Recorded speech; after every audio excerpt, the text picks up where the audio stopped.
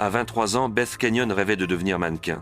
Mais le 5 mars 1984, son rêve s'est brisé net. Elle a disparu sans laisser de traces.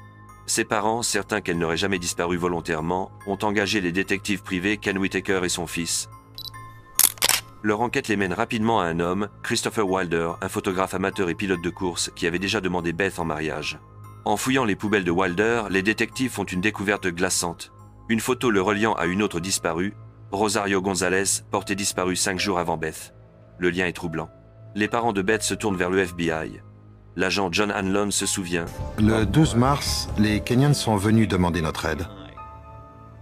Nous n'avions pas encore le droit d'ouvrir une enquête, puisque rien ne prouvait qu'il y avait eu un enlèvement. À l'époque, sans preuve d'enlèvement, l'enquête était bloquée. Pour forcer le suspect à se dévoiler, les détectives divulguent l'information au Miami Herald. L'article fait mouche. Bien que Wilder ne soit pas nommé, la description correspond. L'agent Gordon McNeil, intrigué, ouvre une enquête préliminaire et découvre le lourd passé de Wilder en Australie pour agression sexuelle. Ce lien entre les deux femmes disparues m'a tout de suite intrigué. J'ai décidé d'ouvrir une enquête préliminaire pour enlèvement afin de voir s'il y avait eu violation d'une loi fédérale.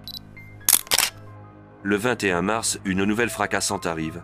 Une jeune femme, Linda Grober, a réussi à s'échapper de son ravisseur en Géorgie. Son récit est un cauchemar. Elle décrit un homme se faisant passer pour un photographe, l'attirant dans sa voiture sous un faux prétexte. Elle a été frappée, ligotée, les paupières collées, puis sauvagement violée et torturée.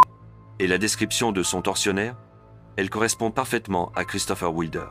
L'enquête n'est plus seulement une affaire de disparition, c'est désormais une traque à l'échelle nationale pour retrouver un prédateur en fuite.